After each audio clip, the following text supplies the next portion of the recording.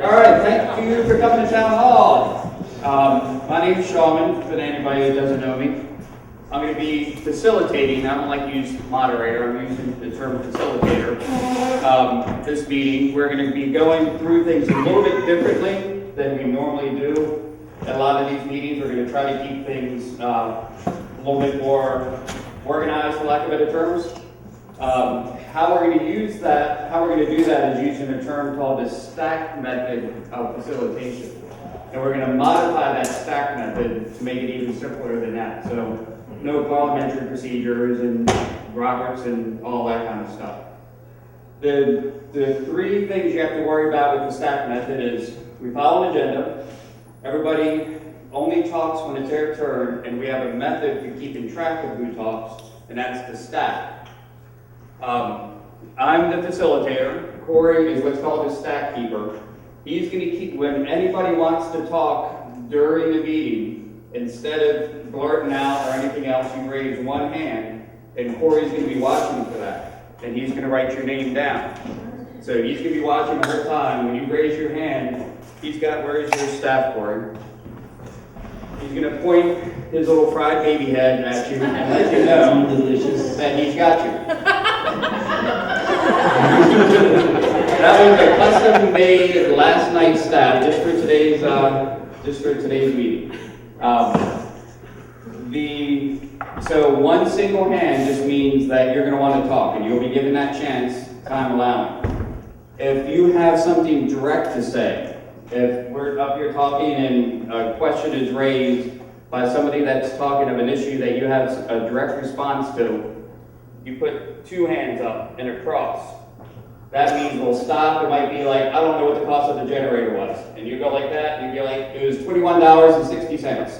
And then you shut up.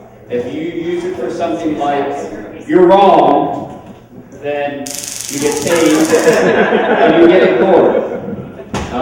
From that point on. So don't abuse the direct response. We have a lot of questions from online, so we're going to be filtering those in. Karen is going to be very fair and impartial, and might filter some things. So if she hears somebody out here ask a question and she feels it's addressed, that may or may not be asked as a result. So there's going to be some editorializing happening here. But otherwise, the basic format is we're going to go through each event of Alchemy, starting with Euphoria, moving forward.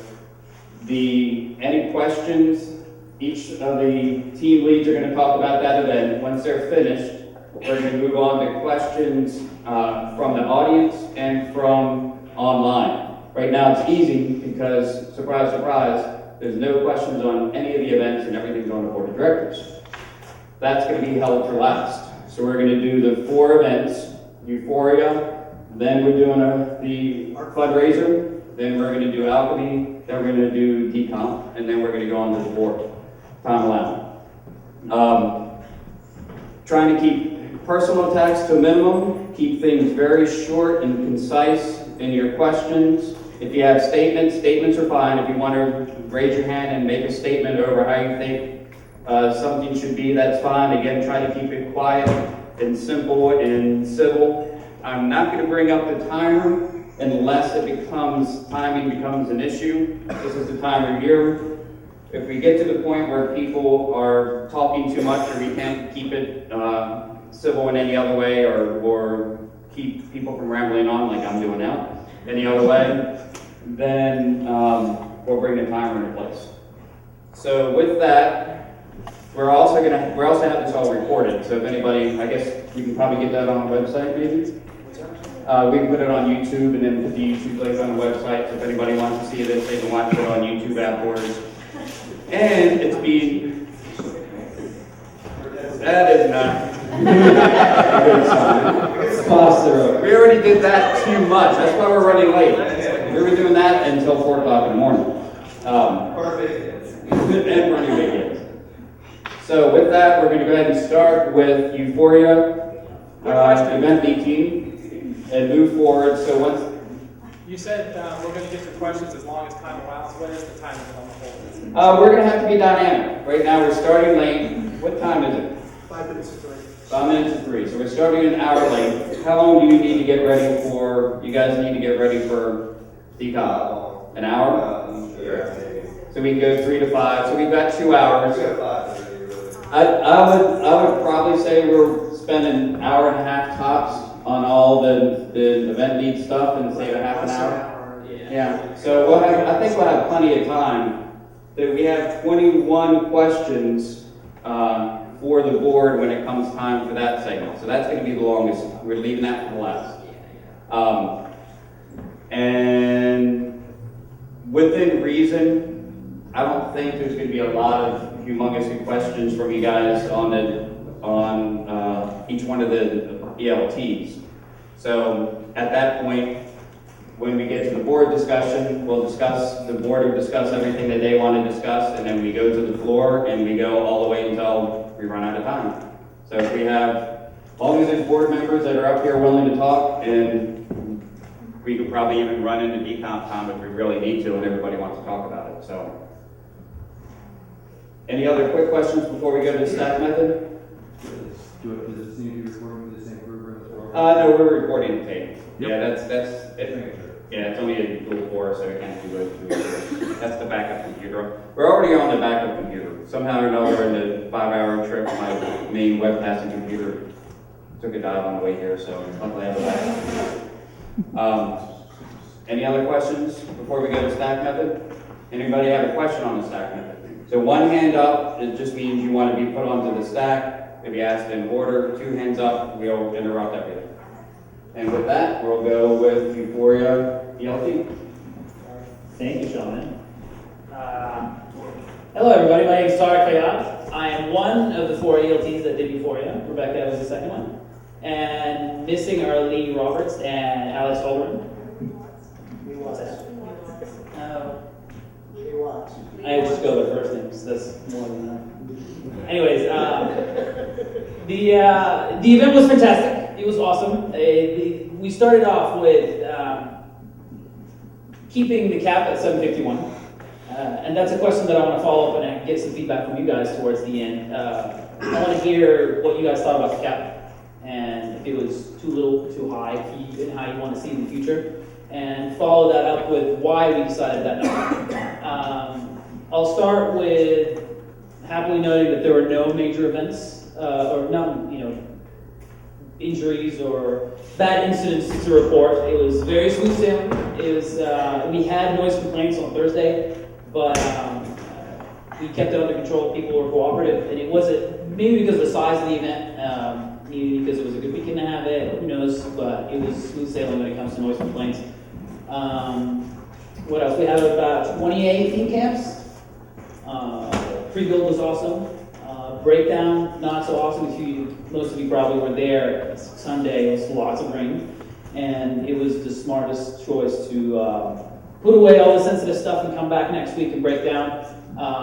There was, different feedback about how good that was and how it wasn't, but the problem remained either ways. If we had broken down that weekend or the weekend afterwards, is that we didn't have a big enough breakdown crew. It really came down to 2 or 3 people on certain days. So that's definitely a problem, and I'm sure the Alchemy folks will tell you more about it. It's probably the same problem that happened at Alchemy. So that's a big thing that we need to start, in my opinion, is that we need to work on community-wise and organization-wise. Breakdown, and it just sucks a lot for somebody who's been busting their ass for a whole week to still, after they're worn out, to stay out there for another 2 or 3 days for the breakdown. And it results, unfortunately, in a full breakdown rate. So something about there. What else? Financials were in the black. The event, we cut it pretty close, and unfortunately it was because we didn't account for, say, contingency of some sort. It's a long answer, and I'll be happy if you guys have more detailed questions. I can give you more about it. I have my handy-dandy phone with some spreadsheets to give you some numbers off of, but luckily we ended up in the black. And because of that, I think next year, if we're going to keep the same level of infrastructure, that we're going to be raising the ticket price a little bit. One of the main things that I'm sure most people have noticed is porta potties were not doing too high because we didn't have enough, and we didn't service them enough. And that feedback was relayed over to the Alchemy event lead team, and it was much better, at least for me. I have not had any negative experience with porta potties this year. So it's one of those things that, to put out there to why we may raise the ticket price for next year. And by raise, it's probably going to be, I'm guessing, I'm not a decisions maker or anything like that. It'll be $5 extra or something like that. Something reasonable. What else? Other stuff, Euphoria. I think that covers all of it. New things that we did at Euphoria this year is that was the first event under the LLC or the nonprofit, whatever you want to call it at that point or right now, that we had an ELT, an event lead team, that was more than just one person who was leading the whole event. I personally think it was a fantastic upgrade because it spreads the load. You don't have any bottlenecks on any situations. People who are leading the event actually get some sleep, more than 2 hours or an hour and a half. It was a good decision all around, I think, and it was carried over to Alchemy, and I think they have positive things to say about it too. The other thing we brought back for this event that used to happen, I think I wasn't there from early years as much, but at least for the past year. Right. What we brought back is the team lead meetings. We used to do everything over email or phone, but this year we decided for this Euphoria, we brought back team lead meetings. So at least once a month, all the team leads are getting together. We're bouncing ideas off of each other. We're putting big questions out. If a newer team, it's a space for us to really get involved with what all the other team leads are doing. It's for a space for us to ask questions and to be all on the same page. And it really was more of a team effort rather than every team is kind of on their own doing their own thing. And then I hated it. My personal experience, I didn't like sometimes going up to a team lead and saying, "Hey, what's going on with this team?" Like, I don't know. I don't know anything about what they're doing. So that was awesome. I thought it was a pretty awesome update, and it was carried over to Alchemy, and I think it also has some positive things to say about it. Other new things, we tried to.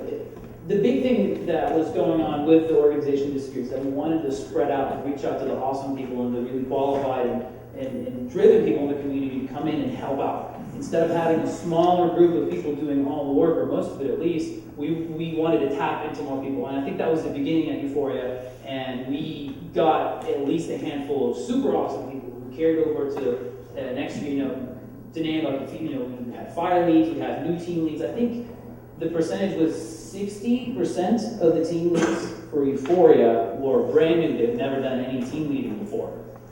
So it's a great introduction for somebody to figure out, is this something that I want to do? Is this something that, maybe I'll get into team leading and level up into event leading? And it's a space for us, for whoever's in the leadership to see, oh, this guy kicked ass doing this team, and maybe it's somebody who we want to talk to move up to an event lead, or maybe they're interested in being a board member or something like that. So it was a good recruitment versus, getting people involved and getting them more invested in the event instead of just coming out and, observing. And I think that's all the highlights of the event. And if you guys, do you have anything else you want to add? All right. Up for you guys, do you have any questions? Oh yes, let's get back to the numbers thing. I want to hear about, what do you guys think about the cap being at 751? Is that something you want to keep, you want to do away with, or do you want to increase? Let me hear your thoughts. I'm not sure how the moderators want to take questions, or should I just? I'd say long as it's not too many, I'd say just one hand at a time is fine. We got one back there? And my preference would be perhaps, because there are so many birds right now and the ticket prices keep going up, to see the cap possibly go to 1,000 and keep the ticket prices the same. I don't know that you're going to separate and lost the community, especially with such a strong group, if you make that jump of another 250 people to keep the ticket prices the same. Right. So go up to 1,000, keep the ticket prices the same. Right. Super John? Two comments. One is I like the size. I don't think 1,000 would be exorbitant, but I do like keeping it small and giving us that room to experiment as a community easier than we have at Alchemy, where with as large as that is now, we kind of need that stable and need that to run efficiently.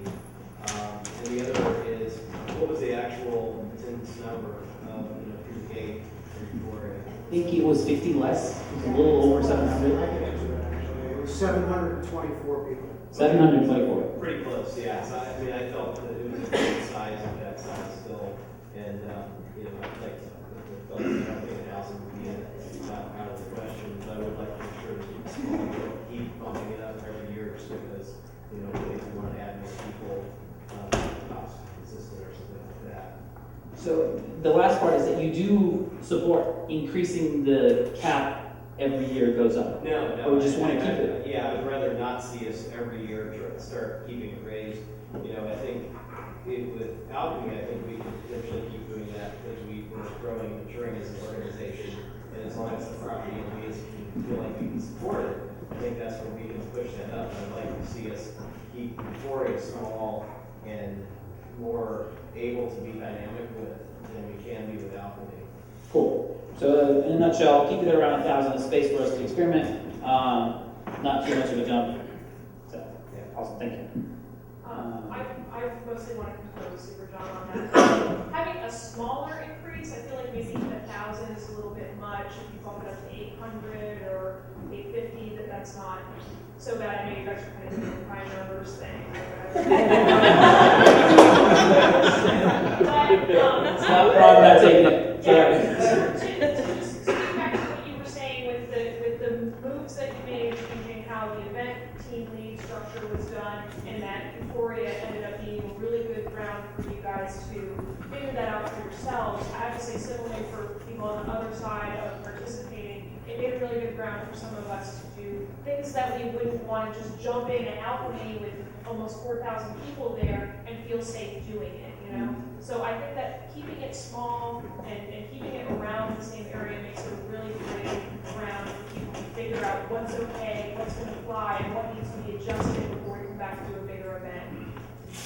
And to bounce off of that, that's a point that I want to add to the report stuff, is this applies also to the organization side of things, is that it was a space for us to feel a little bit more risky or adventurous with doing things that we've never done before with Alchemy, to where, you know what, it served as a really good kind of sandbox for us to do things that maybe adopted and taken to, you know, a couple steps further at Alchemy. And that was the case, you know, SOPs were made, and they were, you know, thankfully we didn't need to use them full on, but it was a place for us to refine them and see what ways to, you know, spread them better and all that good stuff. So it was good practice space for us, and from what I hear from you, from the participants on the other side of things too. Patrick, you had something? I would just say I'd like it at the size it's at, and would say if you have to raise it maybe a little bit just to cover the cost of extra porta potties. If you can, you know, add another 50 tickets so we don't have to raise the price, do that, or maybe some sort of balance between the two. But I'd like to see it not go up, especially 1,000 seems high. 1,000's too much, a little bit of significant increase. I was just gonna point out, for those of you that have been to Alchemy for a number of years, think about Alchemy 3. Think about Alchemy 3. The final ticket sales number for Alchemy 3 was 998 tickets. So 1,000 person cap, if you were at Alchemy 3, that's what it looks like.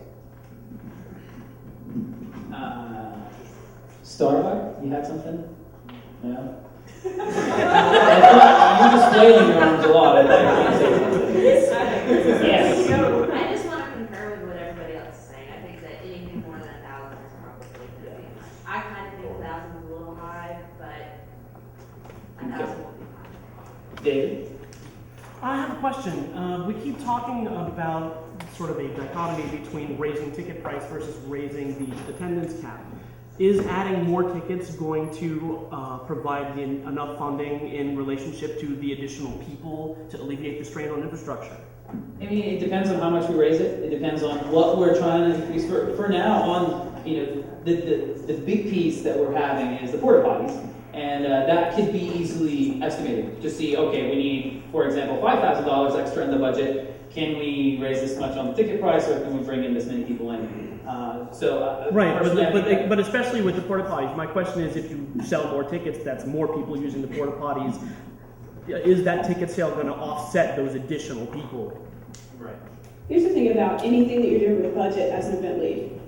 We can always work the budget in a different way. It shouldn't be assumed that we're going to have to raise the ticket cap or raise ticket prices, because your event lead team should be able to change their own budget around. one of the things that we did this year was, while the board of directors was trying to figure out community outreach and things like that, there's a lot of plans that the board discussed this year about trying to do something after the burns and make our burn community a more year-round kind of thing. Unfortunately, the timing of the Euphoria budget didn't really coincide with when the board decided that that's the direction we wanted to go. And so we already had our budget done for Euphoria this year, and it didn't account for setting aside funds for the community or things like that. So in the future, whoever's going to be the event lead team can always take the money that we make off of this burn and shift it around so that we're emphasizing certain things and de-emphasizing certain other things.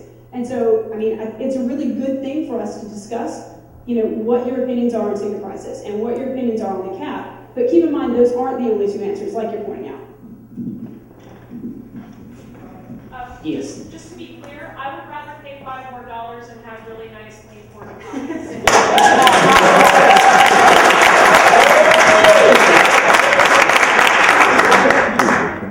All right. More questions, more feedback about the ticket cap? Yes. So, if demand goes way up, but you guys cap it at 800 or 1,000 or something, you plan on keeping it first come, first serve, or how are you going to deal with the fact that maybe also It's a good question. We haven't had any conversations about it, to be honest. And to give you some background on how the ticket sales went for the first year, for this past year, the first round, which was half, when it sold in 20 minutes? 2 hours. 2 hours, sorry. The second round was 8 hours, was it? Something like that. Something like that. So, yes, it's high demand, and it's probably a question that should be discussed at least when we're putting together a new ELT to see how we're going to do it. Because, it's having 2 hours or even 8 or 24 hours is pretty tight to get a ticket. So, thank you for bringing that up, and I'm sure that people are taking note of that to bring it up to the conversation. I got a question just as a participant, I'm not very, might be a dumb one, but was there a budget shortfall for Euphoria? Does we necessarily need to do either? Can we just theoretically, we say the same, like everything?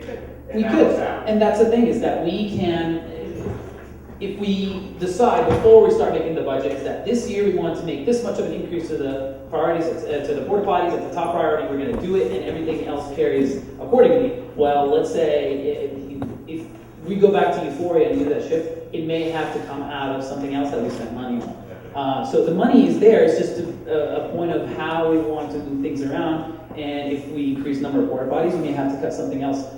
So I guess that's the option. The third option is, for option A is increase the ticket price, or shift things around and cut some stuff that we did last year. But the main discussion is, assuming we want to do more, how do we want to do more? In numbers, or have each participant contribute more?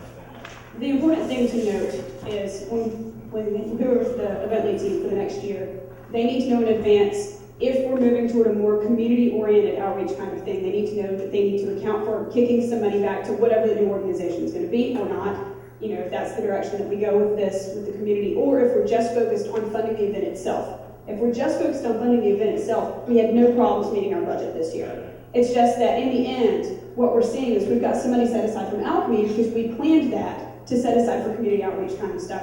We didn't know well enough in advance to do that for Euphoria, and unfortunately, there are always going to be organizational costs that fall outside of the event themselves. And so what we need to do as event leads is to pre-plan for that and have at least a little bit that we set aside to kick back to whatever the organization is going to be. But we're well within as far as just funding the event itself. We wouldn't have to move it all if it was just that. Any questions? Go once. Go twice. All right, I'm off the hook. Thank you, guys.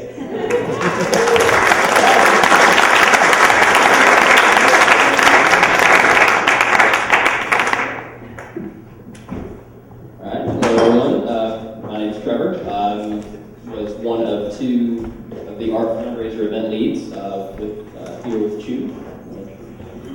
Hey, I'm Chu.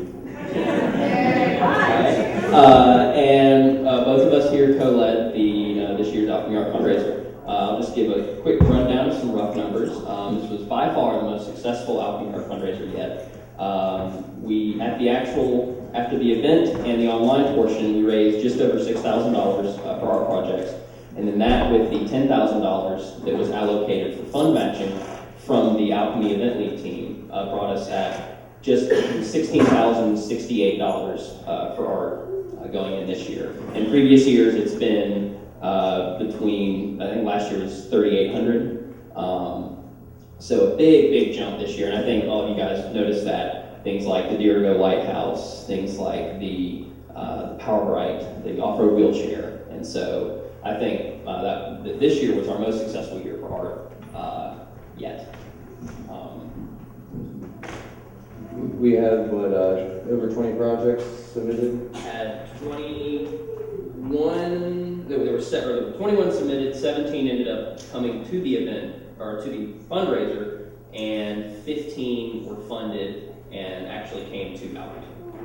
And then we also introduced the online fundraiser where, allowing for the broader community to come out and vote for and put money towards projects to go with the fund matching. And I think the online part was wildly successful, and huge kudos to Patrick for putting that together. He did an excellent job. It went really smoothly. So moving forward, there's a lot of suggestions that were given by our art team this year, which would be Chelsea Darling and Robert Harrison. Those two were instrumental in getting some of the art that we got there and providing some really good feedback. Some really simple stuff like we want to move away from only accepting cash at the door. There's a lot of different card reading options that you can do. I think that's probably one of the biggest things we can do to bring it in. And anything else from that? Just looking for more artists to put in for next year.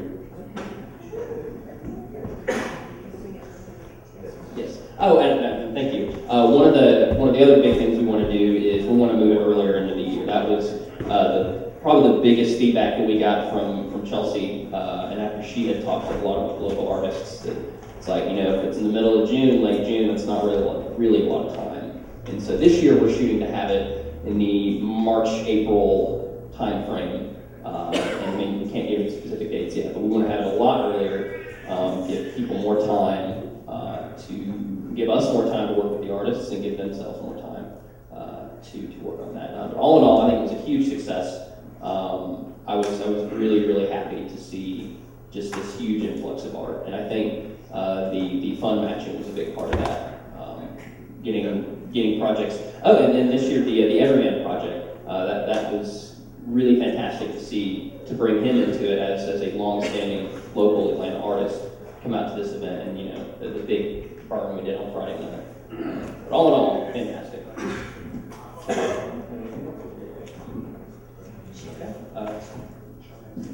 Yes. Yeah, I was going to say, this is more to cover. Can you cover your scheduling, like how you put out submissions, how long it took for people to get answered back, or what their grant was going to be, and things of that nature? Okay, excellent question. So this year we allowed submissions up until it was the Wednesday before the event, and that's one of the things that we do want to change also is set that back to about a month before.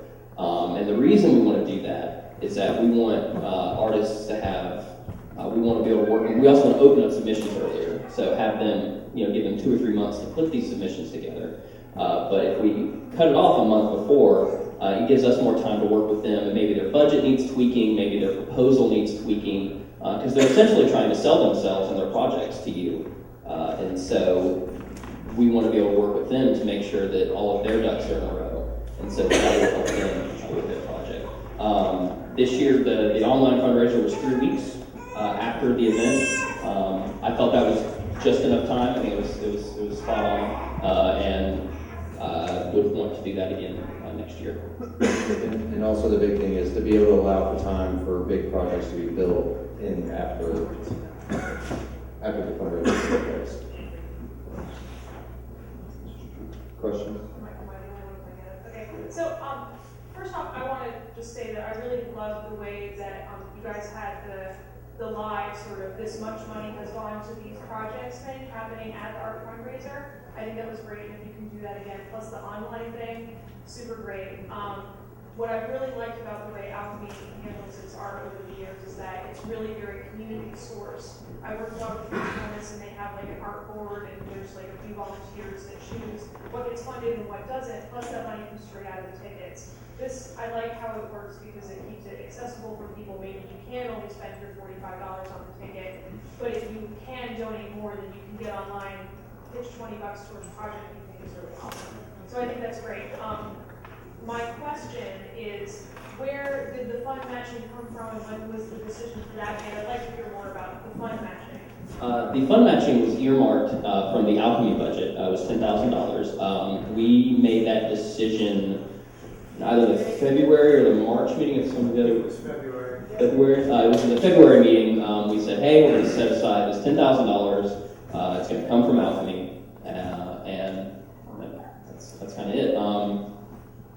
Is that Yeah, everything? pretty much. Okay. I do want to comment just real quickly the idea. One of the challenges that's presented with us with having this community sourced funding versus like an art grant model is that obviously art grant models we can give away $10,000, $20,000, $30,000, and so it is a I won't call it a setback, but it is a challenge of this model, and I think the fund matching this year was an answer to that challenge, and so looking forward to figuring out, well, what else can we do to keep this idea of community sourced art, but also keep it to where we can get some big projects going. Heather. I have a question. Is there a thought about changing the silent auctions being a live auction? Heather's question, is there a change is there thoughts on changing the silent auction? Absolutely. That was one of Chelsea's suggestions. I think that actually the biggest hurt to our auction funds this year was not having this loud, charismatic person up there saying, $50 here, I think that, and if you look at the numbers between this year and last year, the auction numbers from last year blew us out of the water. And I think that was 100% because we had someone up on stage, charismatic, and really selling. And so, absolutely, that's something we definitely want to change. Yes, I agree with that. Art.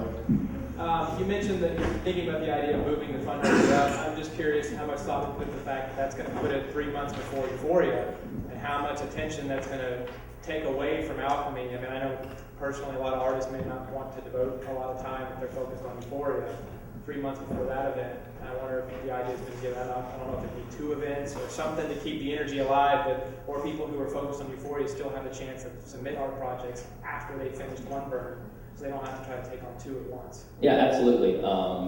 There has been discussion about, well, yeah, if we do put it before Euphoria, then yeah, it can take away from focus. There's been discussion of, and these are just general discussions we've had. There's been discussions of rolling, make it one art fundraiser for both events, but then we run into, we kind of like to keep Euphoria and Alchemy their own thing, and so there's a lot of different things at play. I definitely think that is a definite criticism to pulling it back.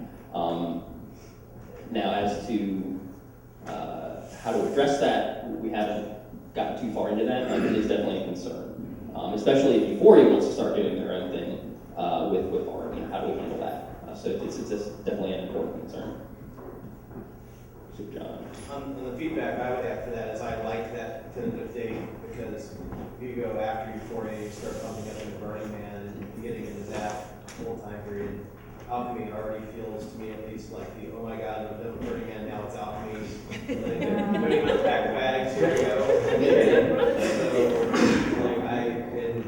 Burning Man is always the, oh my god, it's week before Burning Man, trying to do everything.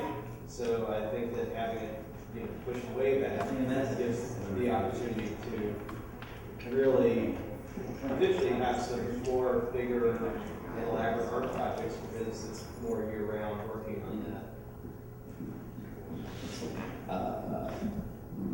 Yeah, I just to offer feedback on that. I like the earlier in the year thing too, because for me, I feel like the art fundraiser this year did run into some problems because it's in the middle of the burn season for all of these other regionals that are happening and popping up because so many people want to be part of this thing.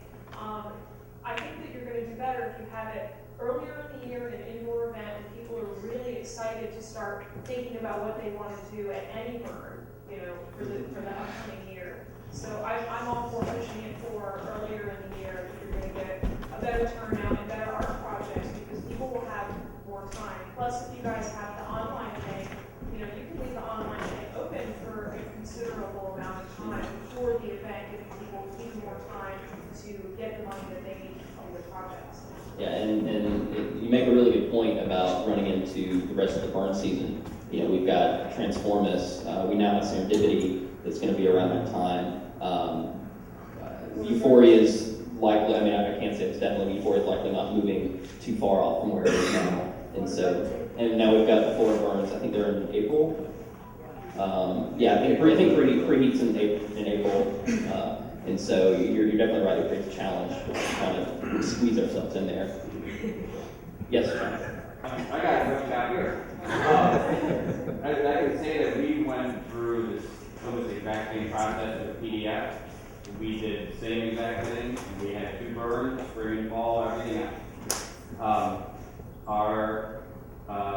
We started off with awarding art grants between the burns, and we ended up moving it way back. I think now they might be even awarded in March. We found that think of it, we all make stuff. How many people make stuff for Alchemy after June, right? You're working on it all year long, and so we ended up moving everything back to the point that submission, we were trying to get people to do submissions over Christmas time.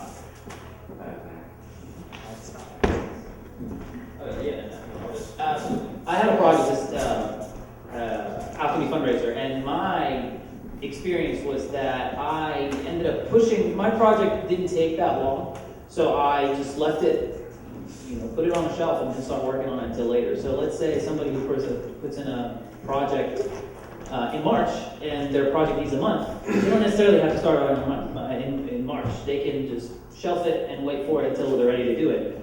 But on the downside, if I have a project that requires 9 months of work or however much longer period of time, at least I have that window to start early. I think if you're putting in a project, just be responsible, make a timeline, and work yourself out.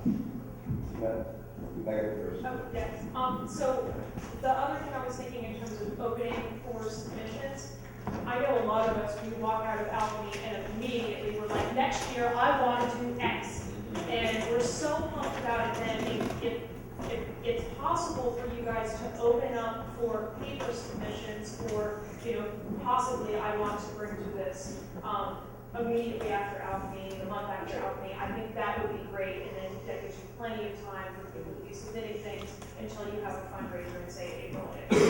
Absolutely an awesome idea. Let's ride that wave, that post wave. It's strong. Yeah. It's strong.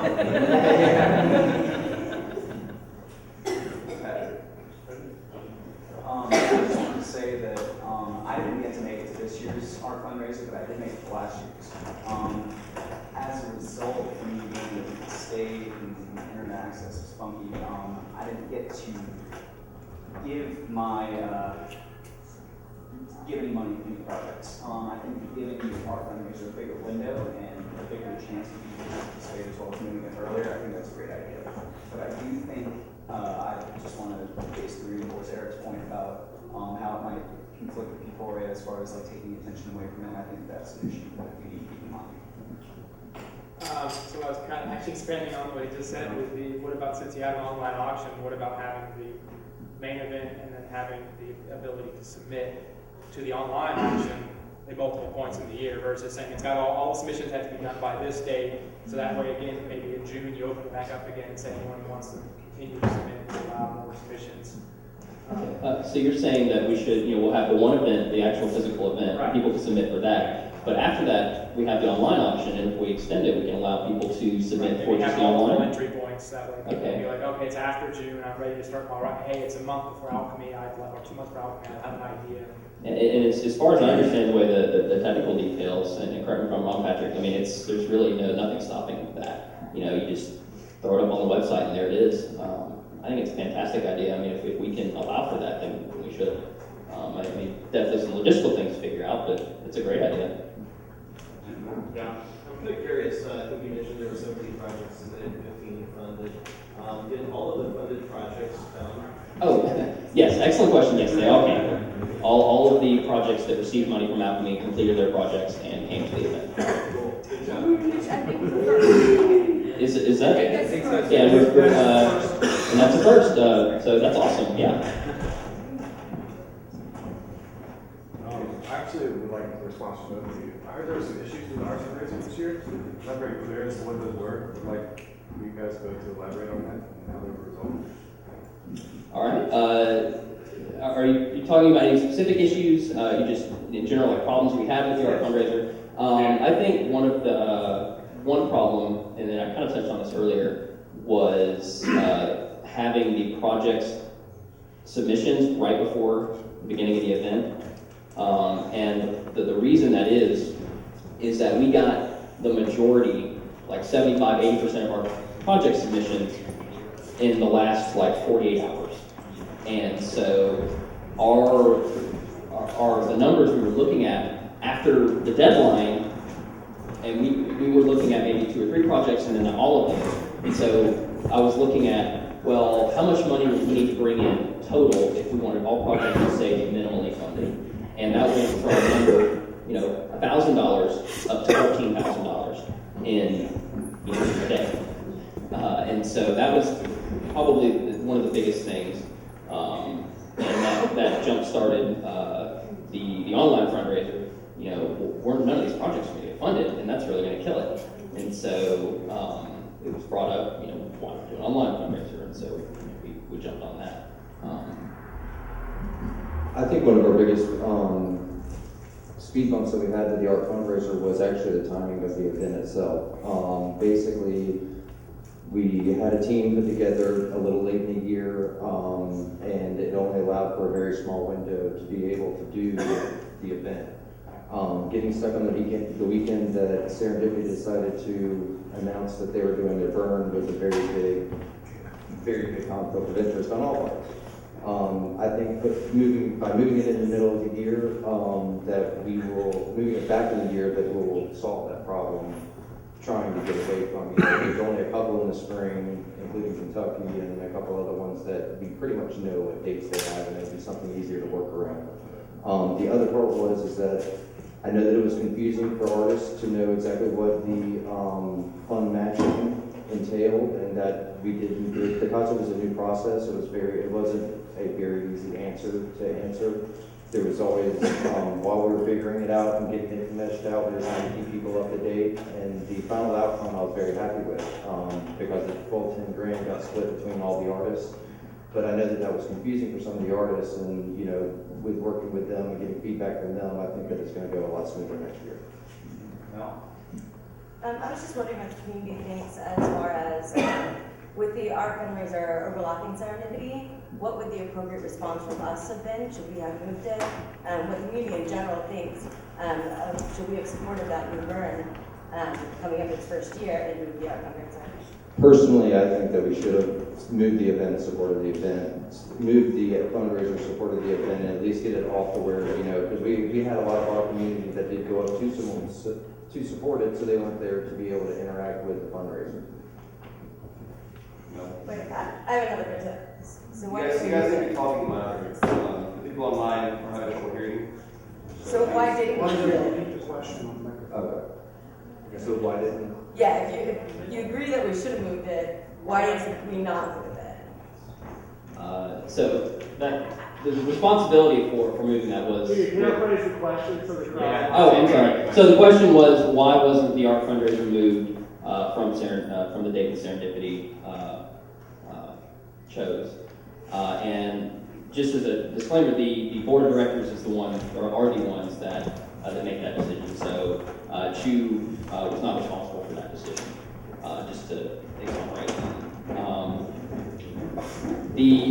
My primary reason for not wanting to move the date, we announced the date in January or February, and one of the big things that I think hurt the art fundraiser last year was that there were 2, maybe 3 different date changes 3 times. It was announced much later in the year. The date moved around 3 times, and there were some questions about the venue and all of that. And so I think that keeping the event at the date that we said it would help redeem that. I think that it really did hurt the event a whole lot, and I think setting that date and keeping with it would help redeem the trust in the event.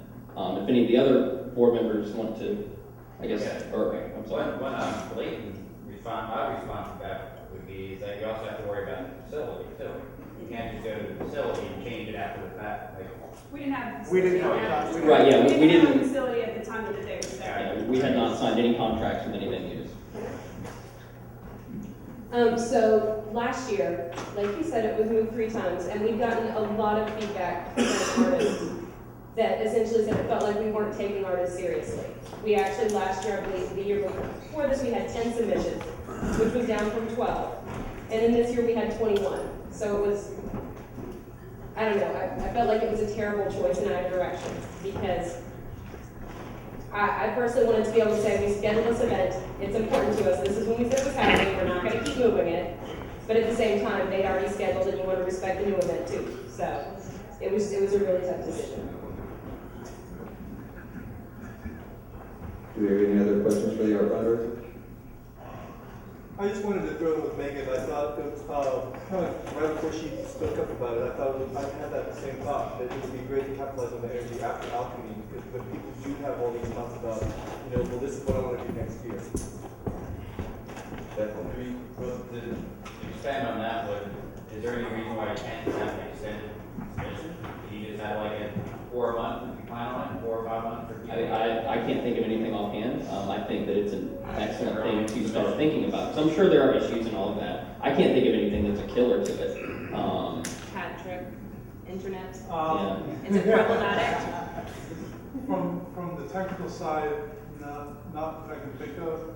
Especially if you just had a open long window, a several month window, and then it's closed, that shouldn't be a problem. If you have multiple windows that open and close, then it becomes an issue of when is the money distributed, what happens if you don't match your funds, what happens if you have to back out later, where does that extra money go? It's a lot of extra questions that crop up in that kind of situation. But if you just had a multiple month opening and then it was closed, I don't see any real issue with that. Yeah, the only thing I can think of, and this is just off the top of my head, is that the one thing that was discussed about having the online fundraiser those 3 weeks, just for those 3 weeks, and this is somewhat related to the submissions after that, is that, or the submissions after Alchemy, is that if we keep it in that short span, it keeps people's excitement and their attention on it. Now I don't think that's a killer, shooting down the idea, but it is one of the things that we discussed. But I think that we should definitely revisit that, or visit that idea of capitalizing on the post-Alchemy energy. Yeah, I really agree with the post-Alchemy energy. The one thing that I see about doing multiple times in the year of raising money is that if we're having fund matching, at what point in time do you say this fundraiser is where we're going to do fund matching? Because on a big project, you're going to need all the money to do it. And by opening it back up closer to Alchemy, are we going to have to hold off giving them money, therefore actually delaying the whole process of doing the fundraiser earlier? It's just a point that I want to make. Do you still have a question? Stack. We got down, stack. Down. So I kind of, the things that I heard about the fundraiser was that you had 90% of your submissions the day of the deadline. So while opening it up is a great idea, I think providing guidelines early is a better idea than actually opening it up early so people can start thinking about how to work that. And I kind of think what's popping through my head is just having phases of it where we distribute the money, the matching part fairly early after the fundraiser probably, and have an opening window there, and then continue the online up till closer to the event without matching funds. So it gives the artists some predictability in that we have submission deadlines for that matching, but that is early in the season. Then we distribute that, and then we have a deadline closer to the event when we cut it off so that we're not trying to fundraise at the moment of the event, and we allow the artists to have that resource to reach out to the community for fundraising in a way that can be, we can help facilitate. Patrick with the director. The only downside with that is, it's traditionally in the past, if a project hasn't made its minimum, the money is then redistributed to the other projects to better fund them. If you have things going up right to the edge of Alchemy and the project doesn't make its minimum, what happens to that money? Just a thought, something about it. One last, why not just have two events, have the major event that has an online and the plays, do fund matching. If there's any fund matching left over, say, if even if there's not, you still have a second online event later that just says we're just going to continue raising funds for 3 weeks. I mean, I don't think keeping it going up to Alchemy makes sense. I think having just a separate another 3 or 4 weeks after Euphoria open for people who are ready to submit products, with the knowledge of knowing either A, this is all that's left of the fund matching, so this is all we'll distribute, or we already ran out, so this is all, just what you raise is what you get. Just to allow that separate, because I mean, we all know burners, and doing something too early, you're going to get a lot of people going, oh yeah, I'm gung-ho about it, and then 6 months into it, they're going to say, well, I really don't want to do this anymore, here's my money back, and now you're stuck with, a whole bunch of return cash or people who don't do the project because they got gung-ho because of the event. So, I think there's positive and negative to both. No, definitely. On the earlier front, I'm just thinking, why not capitalize on the fact that you got burners getting together this weekend and do it like on Friday or Sunday with the Just push it all the way early. So like Integrating it with decomp or another thing, already got everybody together.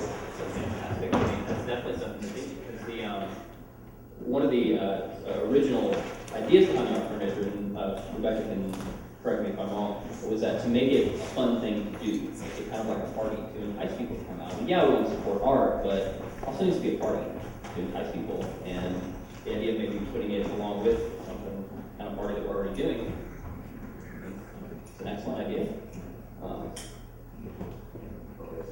Well, I think that, I'm not sure, I guess, correct me if I'm wrong, but I wasn't really suggesting that we open up for people to start donating funds right after Alchemy, simply opening up for submissions. So the deadline could remain whatever the deadline is. Okay. Yeah. And somebody mentioned, I think it was Super John mentioned the guidelines getting out earlier. I definitely agree with that. And one of the things that Chelsea did for us was she wrote up a big Google form that contains a much lengthier submission process. And it's not something that would take you 3 weeks to fill out, but it's got much more clear, it's much better than a list of 5 bullet points. And I intend on passing that on to whomever ends up being the art fundraiser event leads. I want to pass that form on to them and all the other feedback that she has. She had a lot of wonderful feedback on how to make it better.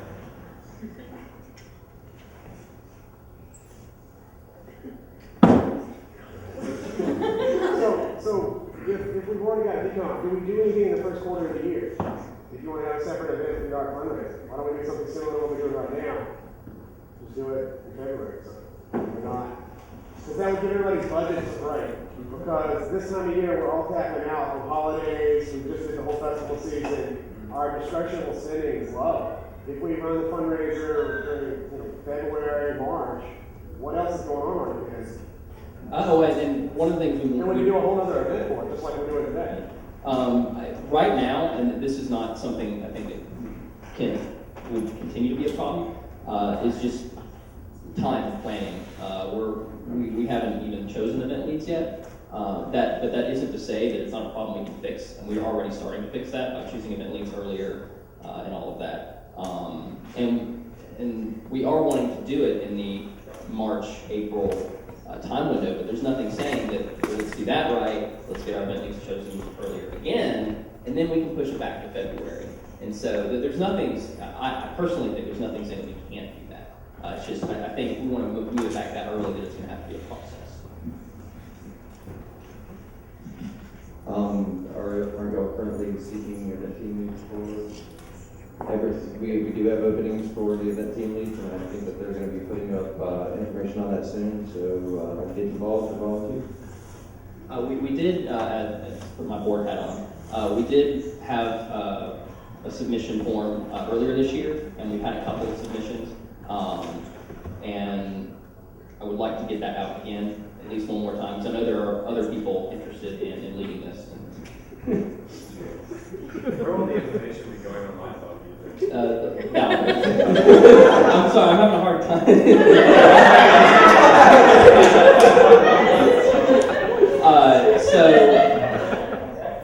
The best way. Solidarity, brother.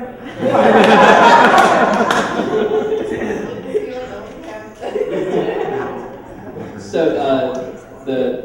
the form and the call out went out in the Alchemist earlier, and it will go out again in the Alchemist, and we'll hit Facebook and all of that. For those of you who don't know, the Alchemist is our newsletter. You can go to alchemist.alchemyfestival.com and subscribe for all pertinent alchemy information. All right, we're gonna need to, unless there's any pressing ones, we're gonna need to wrap up this, because we've got 2 more to go, and they're the longer ones. Any other real pressing ones that, anybody want to cover, anything that we're in the middle of?